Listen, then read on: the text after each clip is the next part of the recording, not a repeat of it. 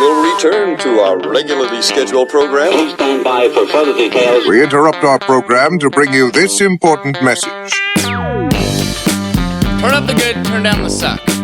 Hello, and welcome to episode number 2 of Tyler and Lynch. No, it's number 3. Oh, yep. It's number 3, man. This is how we're starting it. Episode number 3 of Tyler and Lynch on standby. Thank you very much for checking us out, downloading YouTube, wherever you're watching or listening. Thank you. Make sure to rate, review, subscribe, comment, give it a thumbs up, all that kind of stuff. It'd be much appreciated. Getting great reaction on the first couple episodes. Yeah, it's been nice. It's awesome. Big thank you to the Comedy Here Often Podcast Network. Producer Alexi is in the room. Say hi, Alexi. Hi, Lexi. Yeah. And let's get rolling. If you're listening to this, it's Easter Monday. So happy Easter to everybody. Big news over the Easter weekend. My grandparents got vaccinated, so that's very exciting. That's very good news. Yeah. I was talking to them on the phone. Can't go home because of COVID, obviously, for the holidays, but it was nice to hear that they got the vaccination. They got the shot. I'm excited for them. That's good. My mom got her shots, too. Both of them already. Barb is a saint, so Barb got the shot. That's good. Yeah, and my brother got his as well. And your brother's younger, so I'm a little sketched out as to how he got it, but we don't need to give away his secrets. Yeah, but he got it. People are starting to get vaccinated, so that's good news. It's still crazy to me just like how much better the states are doing with the vaccination versus us. Like, if you look at it, R. Kelly has got both shots already. Both shots. There's like 90-year-olds in our country who can't get one shot, but somehow R. Kelly is safe. Why are we protecting him? He did call the second shot the remix. He did. I'm pretty sure he did say that. But it's crazy how much better they're doing. Like, it's mind-boggling. We really bungled the vaccination, but I'm glad to see it start rolling out. You had like a good example of like the difference. Well, we don't have like our own facility to get the to make the vaccinations. Right. But the states do. And when you think of it as like a nightclub. Right. So we're Canada, we're at the front of the line, we're standing in line and waiting for it. And then the bouncer comes up, he sees his friends who are the US, and they're like, hey, just come on in. Just come on in. And you're that person just at the front of the line. You're Yeah. like, hey. You're like, meanwhile, we've paid our cover already. Right. And it's just like, what's going on? Why are we standing here? Now we're stuck in this line. We're getting hosed. The guy behind me smoking cigarettes. I'm going to reek by the time I get inside. I put on my best pants. I got a clean pair of shoes on, yet this person gets in before me. It seems unfair. It does. Very All because unfair. they're friends with the bouncer. That's a good analogy for you. Yeah, that's a metaphor, I believe. Is that a metaphor? Yeah. Not good at English, but that's basically where we're at. I was happy my grandparents are vaccinated. I'm happy that your mom got it, so hopefully my this will all brother, I chill called him out. up when he told me about he got the vaccinate, and I was just like, well, which one did you get? He was like, I don't know. And he had to ask his wife which one he got, and he's got, I got the Pfizer one. And I was like, so you got like the Cadillac of vaccines. That's awesome. He's like, really? So it's a good thing? I thought the AstraZeneca one was the Cadillac. I'm like, no. That's the one that kills you. Paid attention at all? I think the Moderna is the Cadillac. Pfizer obviously also makes Viagra, so I don't trust the Pfizer vaccine because there's been rumors that you can get erectile dysfunction, and I feel like they might be double dipping. So like I don't know what they're putting in the Pfizer one, but they're like, let's make it limp. Yeah, let's make it limp, and then they're going to have to buy our other product as well. So I'm holding out for Moderna. Okay, all right. Yeah. If I get a choice, it's definitely Moderna. I really just don't care at this point. I just want it. Easter. Did you have any like big Easter family traditions growing up? Well, we would do the whole church thing, and then on Easter Sunday... Yeah, I forgot you grew up religious. Yeah, I know, right? Weird. Yeah, because you're so not. I'm not. But we did. We'd go to church on Friday for Palm Friday. And then on Sunday, we'd go for church once again. But when we got home, there'd always be the Easter eggs that would be around the house, the little chocolate ones. Right. And half of them, my dad would hide by the heaters, so they'd be melted. And then he'd get mad at us for not finding them soon enough, because they would melt into the carpet. So there was Jesus that. died for this. And then one time, too, you remember, did you ever do this growing up where you would paint the eggs the night before? Yeah, you do the egg dye thing. Yeah, kits you'd or whatever. hard boil the egg or whatever. Yeah. So my dad would make us eat the eggs afterwards. Oh. But they'd be like the different colors that you painted it on the inside of the egg. It really goes through the shell? Yeah, it goes through the shell. That seems disgusting. Yeah, right? Like, why are you eating paint? What's wrong with your father? Well, they've got the painted eggs. We'd also get a treat, too, like something cool. I remember the one year I got the WWF pile driver tape. Oh, nice. Which had like all the WWF intros on it. And then my brother and I would go downstairs and fight each other. Right. I So- could just picture young Lynch just like tank top, real short shorts. You Oh, and your yeah. brother in the basement just wrestling to the Doing like intros the- of WWE. yeah. We didn't have any like crazy traditions in our family, like, you know, the standard stuff, the Easter eggs, all that kind of stuff. But I do remember one year my grandfather on my mom's side, who is a very interesting character, and we can get into that. He just showed, we called him Missing Grandpa because he would just go missing for like long periods of time and no one would know where he was, or like there'd be a big family event and we're like, is he coming? And we'd be like, maybe. Like, no one's heard from him. No one has any idea where he is. But one year we were at his mother's, my great grandma's house, and it's Easter, and he just shows up and he has a bunch of these like bunny-shaped cakes, and he just like walked in and he set like 8 of them down on the table, and he just grabbed a handful and he just threw it at me and he went, food fight, and he started like a full Easter cake food fight. What? Yeah, and like the whole house was covered in cake, and it was like a rough year in our family that year. Like, we don't have to be a downer, but like my biological dad had passed away that year, like pretty close to Easter. So it was like everyone was feeling a little down. So he just decided to show up that year and start a food fight as a distraction, which was a pretty awesome thing to do. Who cleaned everything up? Not me. I'm not sure. Did he have a partner to clean up, or he was I brought the cake? No, I think he got in his Cadillac and he just left. Like, I believe he started the food fight and then just left. He was not there for the whole party. He definitely didn't stay for dinner. He might have had a couple beers and then he took off. That was his style. Yeah. He's an interesting character. We've talked about him before. Like, Alexi, I don't know if you know this about my grandfather. He wore all black. Like, he wore just nothing but leather vests and like black denim jeans, and he only drove like old Cadillacs. Like, he was very cool. Hair slicked back, that whole deal. I remember like he was allowed to babysit me one time, and I was probably 3, 4, and he took me to the bar. Okay. He then covered me head to toe in like hand-drawn tattoos. Like, he took a Bic pen and he covered my whole body head to toe in tattoos. He then taught me to spit, and he taught me to swear. We then went home from the bar. We built a fort. We were listening to Born to Be Wild, I believe. Classic. And we're in the fort, and he's just drinking Labatt 50 in there. That was his go-to beer, and I had like empty beer cans in front of me, and my mom comes home, and she's like, what are you doing? And we're like, we're playing Legion, okay? And then I spat at my mother and told her to fuck off. Whoa. Yeah. Whoa. And he laughed and he laughed and he laughed. He thought it was hilarious, and then he was never allowed to babysit me again. You wonder why? Yeah. He had like this Christmas tradition where every year he would buy a single dude in the family a blow-up sex doll. That was like his go-to thing. He thought it was absolutely hilarious for someone to open a sex doll in front of their entire family, which it was, by the way.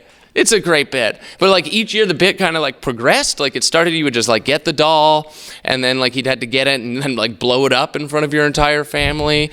And then like by the time I got it, I had to get it, like blow it up, and then sit with it at the table like it was my date. And he like just beside me. And he'd be like, you're not going to offer the guest any food? That's pretty rude. And I'd like grab the ham and like put it in the little hole. And he's like, use a fork. She's not a monster, okay? And I'm like, I'm going to pop it. He's like, they're very durable. Trust me. And I'm like, ugh. Did he have like a frequent flyer card at the store that he bought these things at? I have no idea. All I know is when he passed away, my parents had to go and like clean out his house, and they go into the closet, and they found one of these like real expensive sex dolls, like the real dolls, like just in his closet. And then they had to figure out how to dispose of this thing that's basically a person, you know, like it's they're like a couple $1,000s. Like, this was fairly recent. So these aren't like a blow up ones at all. These are just fully like silicone or whatever they are. Yeah, these are those like real dolls. Like mannequins, pretty much. Yeah. Which there's companies that are renting those, by the way. That's disgusting. Who is renting a real doll? Ugh. Who's the person who's got to clean that at the end of the rental? Sorry That's to a just job bring I that don't part want. up, but you know, it's... I'd much rather be fired than have that job. That's for sure. That is a horrendous job, to clean the rented real dolls. Ugh. Anyways, he had one of these in his closet, and these things are super realistic looking. And, like, that's a weird thing to find. Like, my mom found it. That's a weird thing to find that your dad has. But, like, after my grandma passed away, he just never got remarried, and that was just kind of his thing, I guess. So they had to figure out how to dispose of it. So my dad put it in, like, a giant box because it doesn't come apart. So it looks like a coffin. And then they took it to the dump and basically just disposed of a body at the dump. And they felt weird about it. You think? So they started like talking to the people like, just so you know, this isn't like a real body. We just found this doll and we don't know what to do with it. And then the guys at the dump, shout out to guys who work at the dump, you know, real chill. They were like, can we keep it? They did not. Yeah, they did not ask. and I get it. It's worth a couple $1,000s. So then they set it up apparently like in their workshop at the dump. Is just this real doll that my grandfather was once fornicating with. That's where it lives now. We don't know her name. We don't know how they're treating her. I hope well. It would be nice to be able to go visit, you know? It's kind of like a family member. It's kind of like grandma. It's kind of like grandma. Just want to go say hi. How's she doing? You know, I hope they're treating her well. If those guys from the dump are watching, I hope you're treating her well. That's all. That's disgusting. You got to find some crazy stuff when you work at a dump. That's a good question, and we should set it up. We got the email open, tylerandlynch@gmail.com. If you work at a dump or in like waste disposal or like anything, like what's the craziest thing you found? Because there's got to be crazy stuff, right? But there's also the people who go to the dump to find treasures. Yeah, see, I don't know if I trust those people. I see them all. I remember we used to go to the dump a lot, just like to throw things out or We whatever. used to go to the dump a lot. It was just like to hang out. What do you do on Sunday? Well, we went to the dump. You know, but there are people that hang out at the dump looking through the trash. Yeah, and I don't trust those people. I think that's very strange that that's your favorite like activity. I do remember going to like junkyards, which are different than a dump. Like a dump is trash. A junkyard, you got like broken down cars, stuff like that. Maybe you're like, I don't know, you're a real white trash family, okay? Tom Petty is it's on at your house all day long. You got Camaros broken down in the front yard. You need a couple pieces to fix one of them up. You go to the junkyard, you pick it up, you save yourself some money rather than buying it new. We used to do that a lot. And I would just go and smash windows. It's fun to just smash windows. I had a real anger problem. What do you mean you just smash windows? They don't just let you go to the wrecker and smash up windows. You go to the back 40, okay, and you smash out windows in old cars. And it's fun. It's a good way to get your anger out. It's like those rage rooms. My God, you did have anger issues, eh? Yeah, I took anger management when I was a kid, legitimately. Like how old? Not long after my dad died. I can't help but think that they're associated. So like probably like 8 to 10. One time, like my dad passed away in a car accident, and like this kid one day told me that like he's like he probably fell asleep at the wheel, and then I hit him with a skateboard. Jeez, man. Which, like, aggressive, but I was like an angry 9-year-old. And then they were like, you have to take anger management. And I've been very calm ever since. Never got angry again. Now, was part of your therapy going to these wreckers and smashing windows? No. Although I bet you they would have encouraged it. Probably. They would have been like, this is a healthy outlet for your anger. It was like this old lady. It's so hard to be angry. Let's talk about anger management for a second. The people who run anger management are the most calm, wonderful people in the world. It's just like a sweet old lady. You're like, you're never going to see my real anger. You're so sweet. I think they have to be, though. Yeah, I guess. Yeah. You can't be on par with the anger. Right. Like, imagine there's got to be yin and the yang. They tried to get you angry. Like, they got you in there and they just threw things at you to piss you off. And you're like, no. Like you're like, this is not helping. Those were the days. Much calmer since. I'm glad. I've seen you snap a couple times. I'm a calm person. I don't know what you're talking about. But for the most part, you are. No, I'm a very calm, reasonable guy. I remember the pen incident. The pen incident? When you whipped a pen at my head for no reason. Maybe you shouldn't have sucked that day.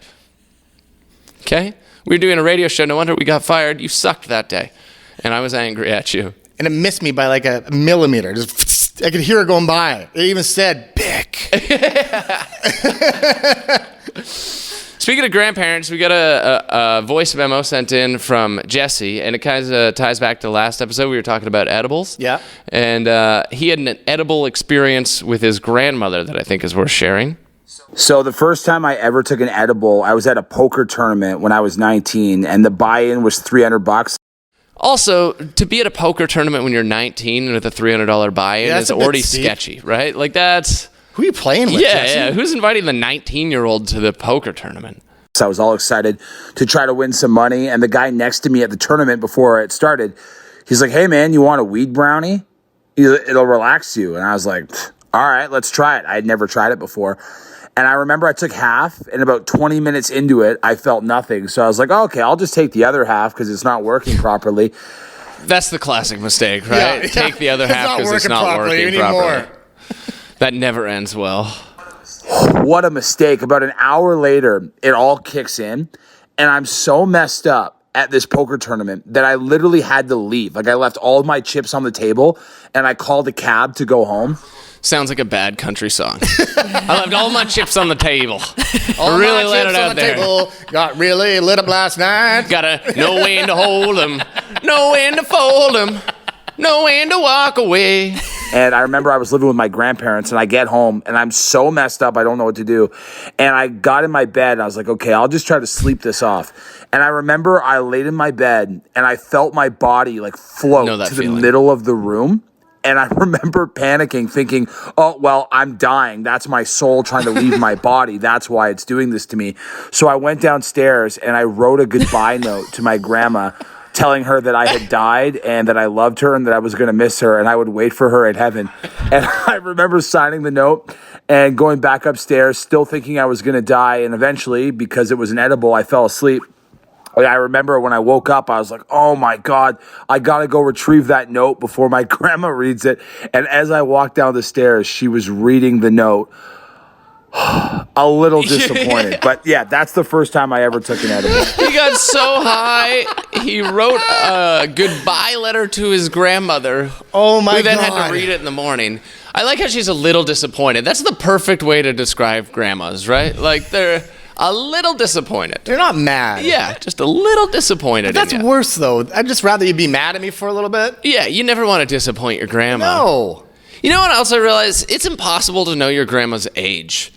Like, does anyone know? Do you know how old your grandma is? No. No one knows. You're just old. You're just grandma. Yeah, like You is hit a that certain age intentional? and then you're grandma. Is that intentional on their part? They're like, we don't want you to know the real age? Or is it just like, we're not paying enough attention? Like, it's impossible to know your grandma's age. And she doesn't have Facebook, so you never remember her birthday. Yeah, that's true. Or if she does have Facebook, she just uses the status bar as like a Google search. You know, it's one of those situations. Just like, how long to microwave fish? You're like, Grandma, I don't think you know how this works. You never know how old your grandma is. Speaking of aging. Okay. And I don't know if you set this up, because the email came in from Aaron and it just said, thank Chris for this one. And it's quite aggressive. And I'm just going to put that warning out there.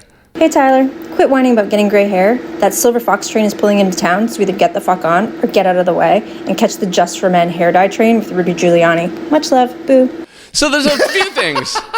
It's so sweet at the end. Yeah. There's a few things to break down here. Jump on the silver fox train. Like, just let it go. Just go gray. I think that's what it is. Be Rudy Giuliani? Like, do I look like Rudy Giuliani? Well, you're gonna have, if you start doing the Just for Men, then it's gonna be like dripping down the side of your face when you get all I don't think sweaty. that's what was dripping down his face. It wasn't just for men. It was like orange makeup, right? It was coming from his hairline. It was weird. But comparing me to Rudy Giuliani, I mean, I have a little bit of a gray patch at the back. I'm not Rudy Giuliani. A little bit? What are you talking and yeah, about? It's emotional. I don't think it's understood enough the emotional impacts of hair problems for men, okay? Whether it be balding or grayness. Like, it's a rough thing to go through. You feel like you're losing your youth. You really do. I was not thrilled about it. You started to go gray. Recently? You get gray in the beard. Yeah, You've had like the salt and pepper in the hair for a while. Yeah. You look good. I'm not knocking it by any means, but like, were you not upset when you started to go gray? Not really. No? No. Well, at first it was like, all right, maybe I should get some like Just for Men. Did you ever do it? Did you ever do the dye? I did it for like a short period of time, but then it was just too much effort to do it. And then I was like, screw it. And then just let it go. But it's not that bad, really. I don't want it. What do you mean you don't want it? I don't want it. You've got like a pretty big gray patch at the back of your I don't head. think you'll be able to see it on the camera. I'll turn my head, but it's like back here, and it's just one little part, and apparently it's a stress patch. Now, apparently you can get gray chunks just kind of in your hair that is a stress patch and not going fully Who told gray. you it's a stress patch? The internet. I looked it up, and the internet never lies, and that's what it is. It's not. I'm not going fully gray yet. I'm not even 30. I can't go gray yet. I'm worried about it. I remember I found it, and then I went to the barber, and I was like, "Hey, like I got this like thing at the back. Like, can you just like cut it out? You know, like I think they're just surface grays." And he's like, "That's not how this works." They're surface grays. Yeah. He's like, "Surface grays are not a thing. We can't just cut that out. That is from the root." And I was like, "Ah." But then he explained the stress patch thing as well. It's actually got smaller since we got let go. I think our last job was stressing me so out that my stress patch was growing, and now it started to shrink over the last couple weeks. Shrinking a little bit? Yes, my girlfriend commented on the other day. She's like, "Your gray patch is smaller." So I think I'm not fully going gray yet, but I will accept it when it comes. I just think it'll be a weird look to be like gray and be like 32. You know what's going to be weird? Is being gray in one area. Okay. At 32. Well, then stop stressing me out. We need peace. We need calm. We need the anger management lady back to protect my hair. Need to get in that Zen world. Yeah. We got another email from the last episode as well. We were talking about small town statues. You got Tommy the Turtle in in your Vane. town, which is probably one of the creepiest ones. But we did the top 5 dumbest small town big statues, because Canada just has these huge statues for whatever reason. And we put the Kipling, Saskatchewan red paperclip in at number 1, because it didn't seem to have any context. We got this email from Megan. Says, "My dudes, did you never hear about the one red paperclip book? It was even a world record. Their website is still shit, though, it appears." And it is. You go to the town of Kipling. They made it on Microsoft Paint. Like, the town of Kipling really needs to update their website. You gotta go with the branding. It's a paperclip. Right, but there's the whole story of how it happened. And I remember this. Do you remember the guy who like did the series of like online trades where he started with a paperclip and he just traded up? So this whole red paperclip in Kipling, Saskatchewan has a direct tie to that story. So this guy, his name is Kyle McDonald. He's in the Guinness Book of World Records. He started with the single red paperclip, then he traded that up. He got a fish-shaped pen, then he got a unique doorknob, then he traded the doorknob for a camp stove, and he just started like working his way up. There was a point he got a snowmobile. He traded that for a cube van. Then he traded the cube van for a recording contract. What? With a label? I remember this paperclip story now. Yeah, it was pretty big. But he it was got a like recording 2005, contract? 2006. Yeah, that was one of the things. Then he traded that for a year's lease at a condo in Phoenix. What? Yeah, the whole trajectory of the thing, it's wild. So then he went from that to, he traded that for a day with Alice Cooper. Then he traded a day with Alice Cooper for a role in a movie. And the movie was called, what is the name of it? It doesn't matter. No one watched the movie. Wait, it pause. doesn't matter. Alice Cooper actually agreed, I'll spend a day with some rando? Yeah. For that trade was for the condo rental in Phoenix. So Alex Cooper took the condo rental for the year and hung out with him for a day. That's hilarious. Yeah, okay. or whoever he wanted him to hang out with. Like, you could win a day to hang out with Alice Cooper. So he then gave that up, and he got some Kiss snow globe, and then some actor-director in Hollywood was like a big collector of Kiss gear, and I guess this Kiss snow globe was hard to get, so he traded a role in one of his movies for it. Really? Yeah. And then they ended up trading that to the town of Kipling, took the spot in the movie, and the town of Kipling gave them a house. And now there's a house in Kipling, Saskatchewan that was all part of this trade. It's called the Red Paperclip House. They ended up writing a book on it as well.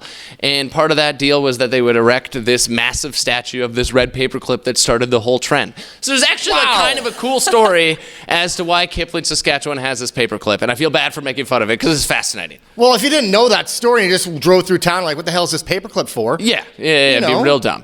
Megan then went on to say that I once had a friend do an Alberta road trip to all the largest things. Classic. Yeah. Booze I did cruise that. like Lynch. So is a bit of a tourism pull. Pinto McBean in Bow Island, Alberta gives me the world's worst nightmares. Don't Google it well on edibles. Have you ever heard of Pinto McBean? No, what is that? In Bow Island, there is a 15-foot tall pinto bean dressed like a very stereotypical Mexican character. It is definitely cultural appropriation. I'm amazed that this is still up there.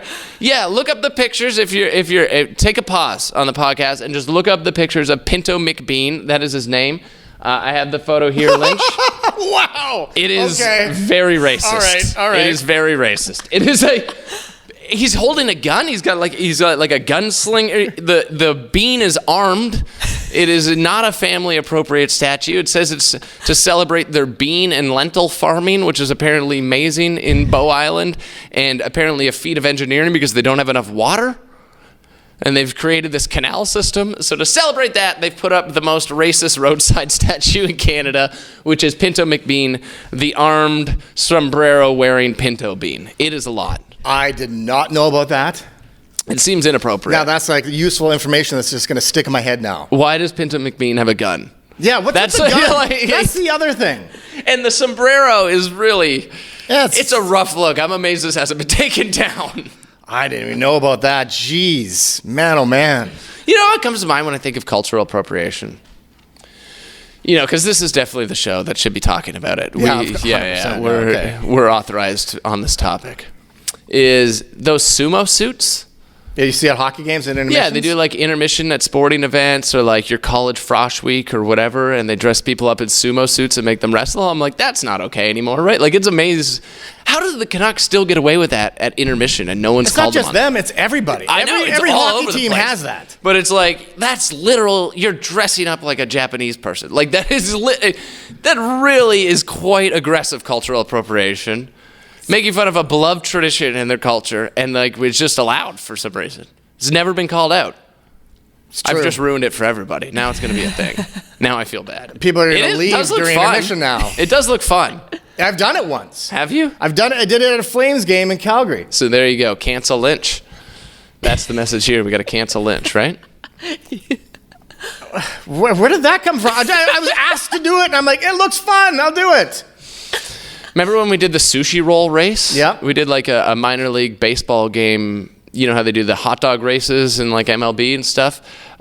We did a sushi race, and it felt weird to dress up as a sushi roll, especially because it's in Vancouver, and you're like, oh.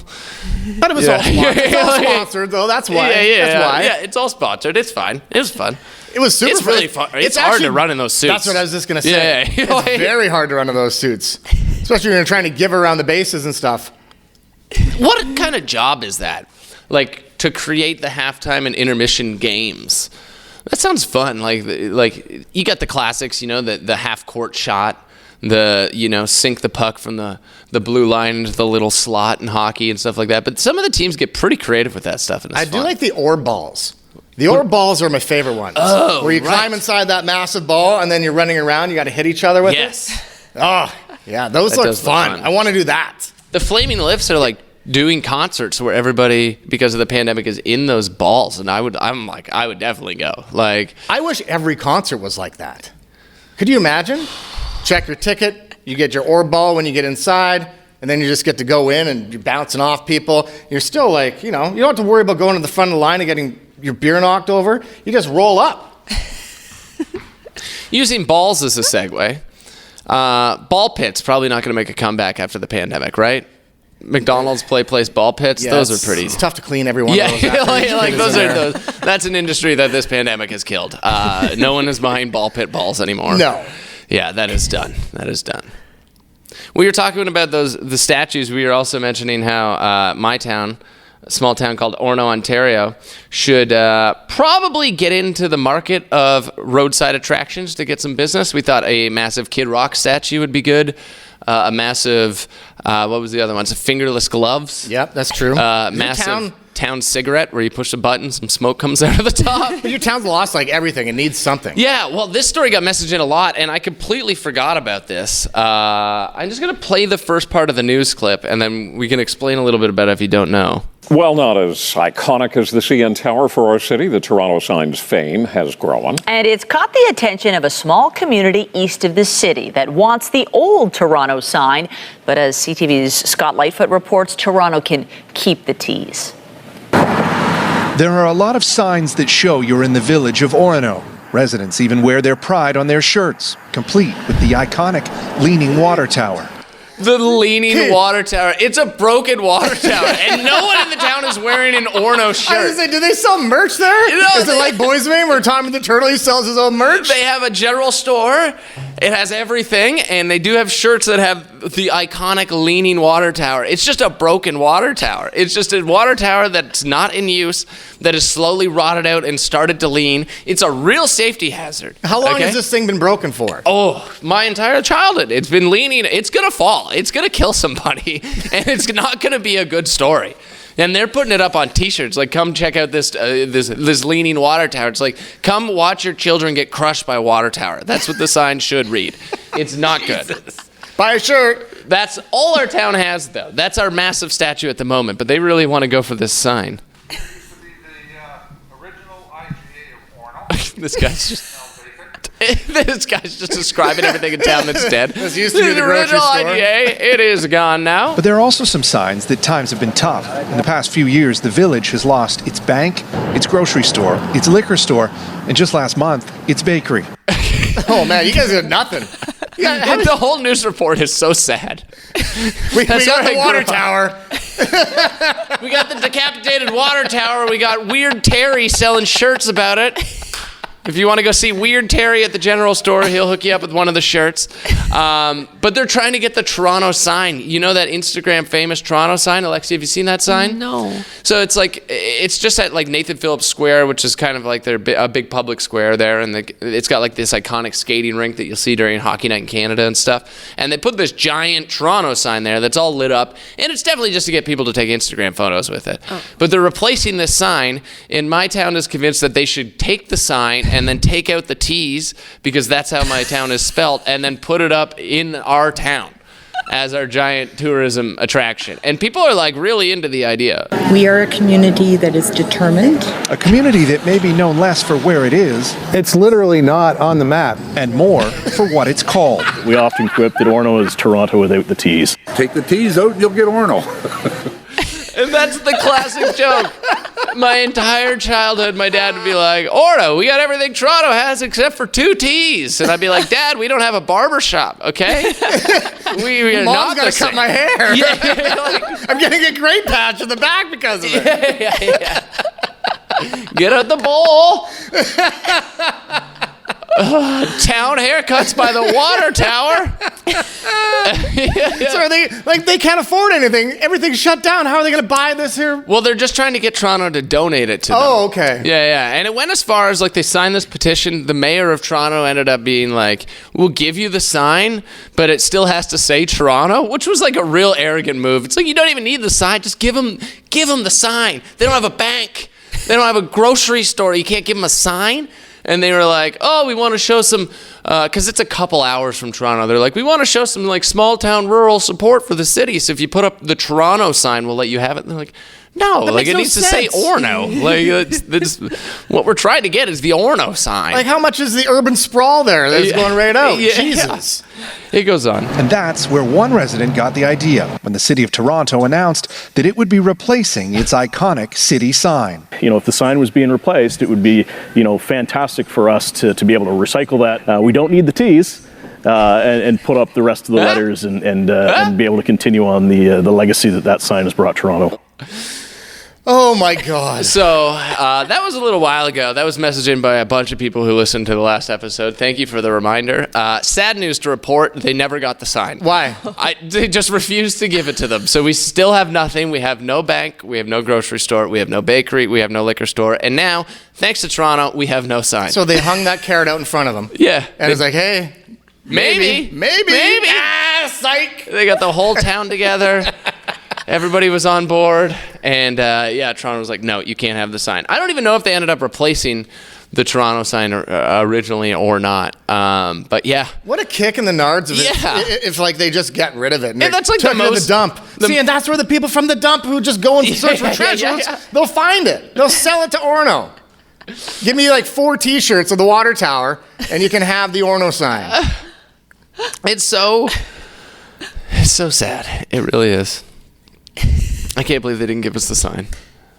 It seems like it would have been such an easy transfer. I mean, there's enough guys in Orono with a couple trucks. They'll go pick it up. They don't even need to deliver it. They'll drive downtown. They hate driving downtown. They don't want to go downtown, but they'll take their rig right downtown. They'll pick up that sign. No questions asked. No money. They'll do it for a case of beer. It would have been a free transfer. They leave the T's, though. Yeah. What do you do with the teas? I don't know. I should get one from my place.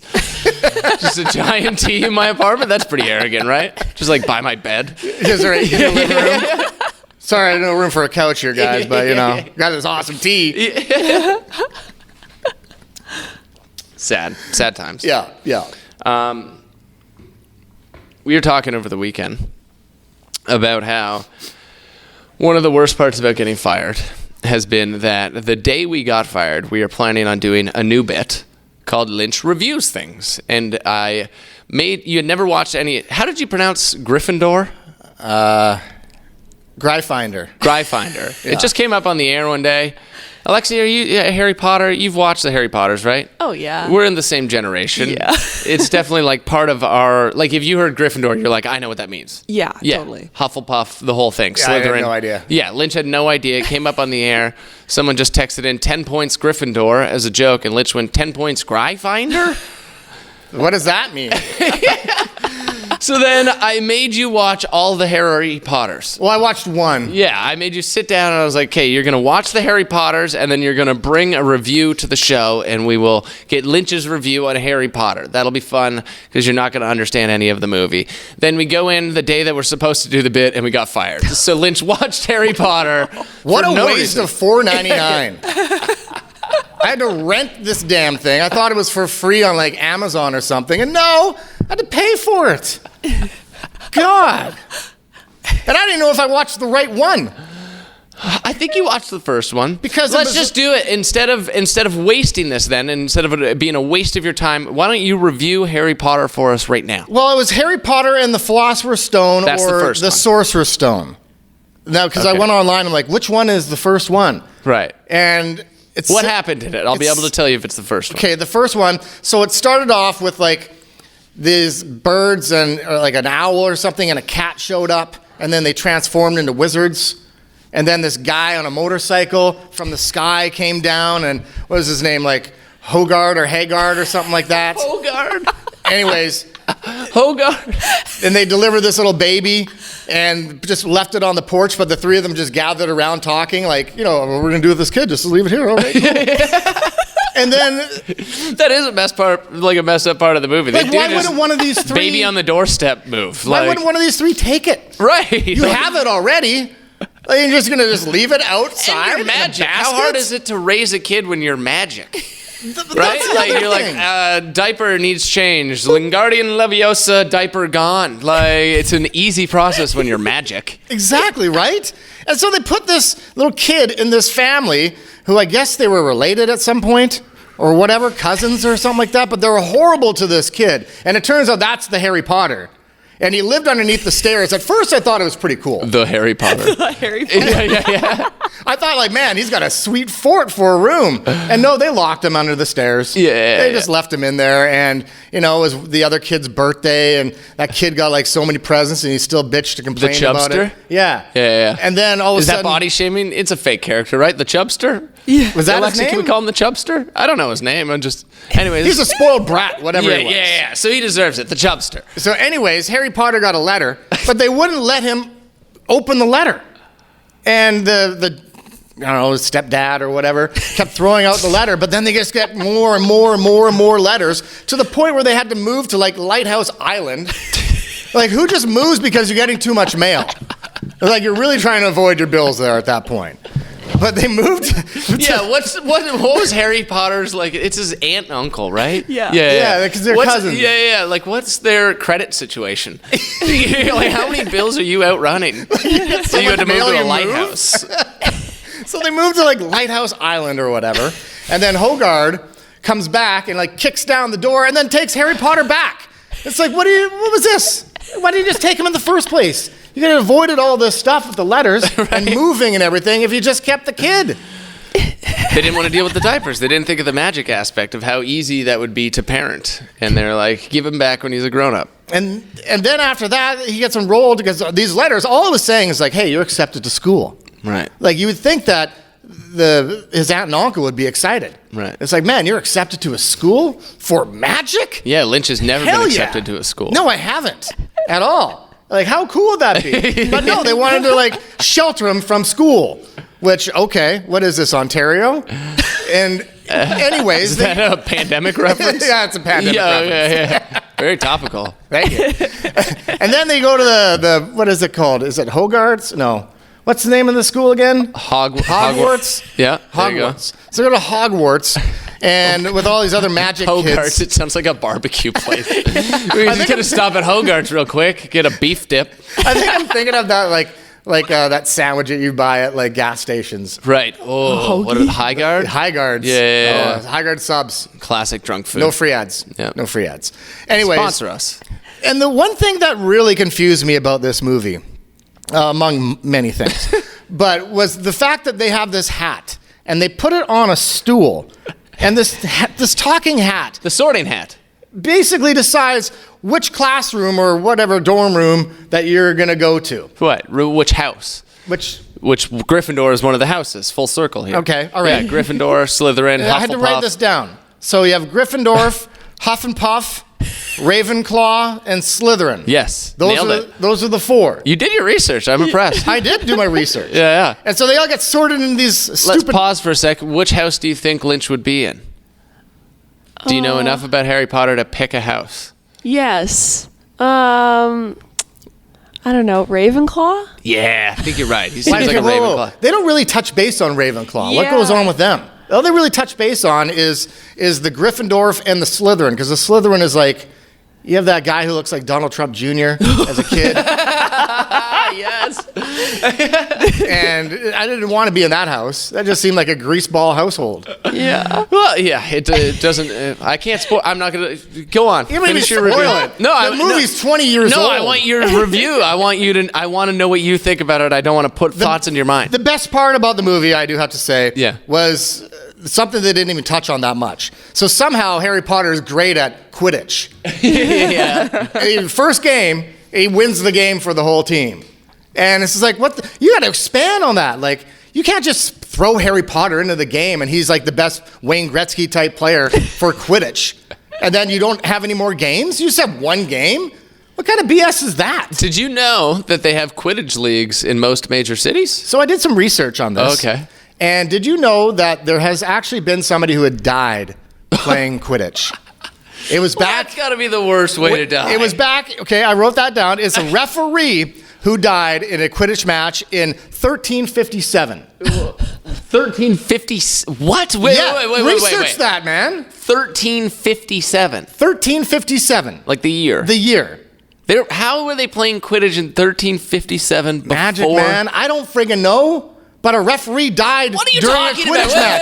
Wait. There's no way. There is a way. Look it up. I looked it up because they were talking about it right now. There's no way that they had a Quidditch match. Yes. How did Quidditch come out before the movie? I don't know. Do you think that whoever did the movie was the one who invented Quidditch? You can look that up, man. I swear to God, a referee died during Quidditch. Who just? This is real, right? I told you. Cyprian Yodel. That Yodely? Youdle? Yodely? I don't Cyprian know. Yodely, a very 1312 name, was a referee from Norfolk. He was killed during a friendly Quidditch match between local wizards in 1357. What the hell is going on? See? So Quidditch wasn't invented in Harry Potter? It was already a thing? Did you know that? Thing. Oh, I thought it was like they had this whole history of Harry Potter in a book, and it was all fiction. It was Silmarillion version of Harry Potter, and they detail it. So Apparently, J.K. Rowling stole all this? No, I think she wrote that too. No, I think she stole the whole movie. Oh. Because this is my review on this. It's a ripoff of Star Wars. It's also a ripoff of Lord of the Rings. What's that? Lord of the Rings, yes, yeah. and Indiana Jones. It's a ripoff of all three because at the end of that movie, it's very Indiana Jones-like. Yeah. Even the Goonies, you could say. Yeah. Come on. It does get very Goonies in the middle. Like I said, I wasted $4.99 renting this thing. Would not watch again. What's your actual rating then? Okay, we got the vocal review. Are you going to put a number on it? Is the star system? How are we going to do your rating? I'll give it a 2.5 star. Out of 5. Okay. Because back 20 years ago. It's pretty. We're trying to come up with good. a creative Lynch reviews segment, and all you can come up with is stars as the rating system. We can't come up with something better. I can't just say wizard wands. Why not? Because we're not always going to be doing reviews on Harry Potter. Right, just make the rating system based on what we're listening. Or All right, reviewing. then 2.5 wizard wands Out of 5. Okay, it's going to be that cheap ass wizard wand that he first tried to get in that store that started shooting all the boxes and crap down. I love how you took this very seriously. I did take it very serious. And we never got to do it on the air because we got fired the day that we were going to launch this whole bit. So that's my review on Harry Potter. And then I threw another one by you this week because I knew that we were going to do this Harry Potter thing. And big Justin Bieber fan. I just got to throw it out there. Alexi, you a Biebs fan? No, I think it was like after my time. After your time. After your time. How You're old are you? 27? Oh, God. Just Bieber's after like my 27, isn't he? How old's Bieber? I think he's like 27. Yeah, probably. he's- But like, yeah. if he was... Yeah, like you. So you're saying you were too young when he was famous? Is that the idea? No, I think I was just a little too old. Right. Okay. It was like when he came out and like Hannah Montana came out, I was like, it's a little like, but kids like a few years younger than me were like into it. Right, It was like right. right on the cusp. And you never got into it as you got older? Like he seemed like... Maybe now. Right, Maybe now some he's of cool. it's fun. Same with like Miley Cyrus. Like I didn't like her Yeah. like when she was Hannah Montana, but now I really like her. I like when the pop stars become real people, you know? Like, it's amazing, and this is not a very original take, but it's like, it's amazing that Justin Bieber didn't mess up his life more, okay? Like, we'd be dead, all of us, Oh, if we yeah, had if I had that much $100 coin. million at 19 or whatever. Like, he got in trouble, he pissed in a bucket. Ugh.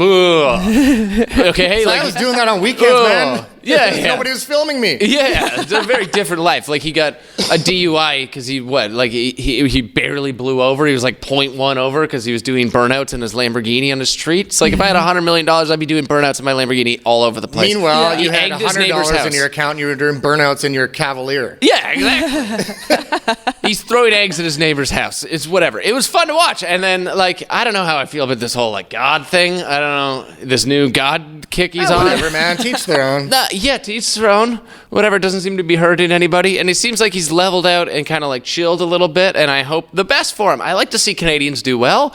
He's a very popular Canadian. We don't throw enough support behind them. Miley Cyrus kind of in the same category. I was never, like, a Hannah Montana fan. But as she, like, got older and started, like, doing drugs and licking people, I was like, this girl's fun. You know, like, I want to party with this girl. She seems cool to hang out with. When she did that rap song, what is it, 23 is the name? I was like, that song's awesome. It's So good. She is badass. Yeah, she seems so cool. Yeah. So, the Biebs, the new album is out. And I thought it would be fun to get Lynch to review the new single, Peaches. Peaches is a big single. I don't know if you're a fan, Alexi, but really vibes I'm actually me. a fan. You are a fan. I I made you listen to it. If you haven't heard the song, though, we're not allowed to play the clip. So I wanted you to practice singing it. So I thought, like, if you didn't know the song, you could sing it to us. I guess And then we'll know which song Okay, you're so I reviewing. can't sing the whole song, Okay. but I know the chorus. I'm sure that you can't sing most of the song, but I'm excited for you to try. All right, I can try it. Yeah. I got my peaches down in Georgia. Oh, yeah, shit. I got my weed from California. Oh, yeah, shit. I took my chick to North Dakota. Oh, yeah, No, shit. no, no. What? I took my chick up to the north. Not like to North Canada. Dakota? No. I took my chick up to the north. I was wondering why anybody would want to go to North Dakota. I had been there. No. They moved back to Canada during the pandemic or whatever. Oh! Well, that makes Yeah. way more sense 'Cause you- now. That changes my review on it. Okay. And then there's another line. Keep going. Do it all again. It was Again? good. Yeah. Okay, all right.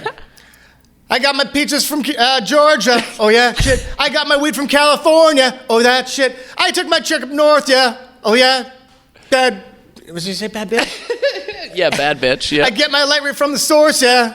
Which I don't get that part. I get the light from the source, from the sun. I think it might have be a a tanning God bed? reference. I know think you're it might rich, Be, I think it but- might be a God reference. Oh, there we go. Yeah, there we go. I think so. Yeah. You saying "bad bitch" is a sentence I never. Yeah, I felt weird saying that. Yeah, I don't Really know if I weird. ever want to hear you say that again. Okay, I won't. I Yeah, won't. no, that was. Yeah. Actually, one more time. What do you mean? Just say. Just say. Bad bitch? That's so wrong sounds coming so- out of his so mouth. wrong, right? Yeah. So that's the song. If you haven't Yeah. heard Peaches, catchy song. Love it. Love me But a the good thing pop is, song. with the song, there's another dude that's in the song Daniel with him. Caesar. Why? Why do you need that guy? Because Biebs? he's so cool. Biebs is so much more talented than this guy. No, I don't know if you could say that. Whoa, Daniel really? Caesar's pretty. Daniel Caesar's a talented artist. Daniel Caesar is cool. Like, if I would like to meet Justin Bieber, I would like to hang out with Daniel Caesar. Why? What makes him so cool? He's just a very. Have you not listened to any of his other music? No. This whole album's filled with very cool collabs, and Daniel Caesar is high on that list for me. He's just a fun, like, kind of R&B, hip-hop-y artist. It's great. Do you like Daniel Caesar? Yeah, I think so. I can't recall any of his songs. Well, Daniel Well, Caesar, then he's not doing that well, then. he seems extremely reckless, if you ask me. Why? I don't know if you've seen the video for this new song. No, Peaches. I haven't seen the video. Well, they're in a vehicle, and then Daniel Caesar, when he has his little part, he's laying down on the roof of the car. So if you're looking for a heat score and to get pulled over, Justin Bieber, just hang out a little bit longer with this Daniel Caesar guy who's hanging out on the roof. Did you not Get learn him off anything? the roof. You not learn anything, Justin, from your little burnout incident? Now you got Daniel Caesar hanging out of the sunroof. I would like cool. Bieber to come on the pod and talk about this. Open invite. Yeah. Open invite. Even a Zoom. You can Zoom in. It's not my favorite way to do it. The audio's a little off, but if you want to jump on Zoom, Justin, just let us know. Car surfing. So they're doing a car surf. Yeah. That's what you call car surf. Do you ever do car surfing? No, because I'm not an idiot. I definitely car surfed growing up. Like standing on the hood, standing on the roof. I do not condone lying on any the of this roof. at all. No, You don't should not do it. do It's that. dangerous, but it's a thing. That's a now dumb I want to thing. watch the video and like rate his car surf. Like, how good is he at it? What's his form like? Does he do any cool tricks? You know, like, did they slam on the brakes? He jumps off and lands on his feet. That's always very impressive. Do you ever like sketch behind a car, like on a skateboard, anything like that? You didn't do any of these car things? We used to do that with a bus. Right. Yeah. We call it Public bumper transit. Why shrining. pay for it when you can just hang on to the back of it on a skateboard? Bumper shrine. We used to hang on the bus, on the bumper, on our skateboards, and just go wherever we needed to go, and just let go, and then I remember I had a buddy who was sketching behind a car and then fell. They were going way too fast, and he just like showed up at our house, and he was just like so bloody. We were like, this was a really bad idea. He ended up being fine, but it was like just the worst road rash. He looked like a meth scab. Like his whole body was just one giant scab, and you're like, where do you itch? You know, like, it's a dangerous thing. Don't do it. Yeah, please don't do it. It's stupid. You're done Bieber, with cars. you need to stop hanging out with this guy. He's reckless. You're a married man. He is a married man, a man of God now. Exactly.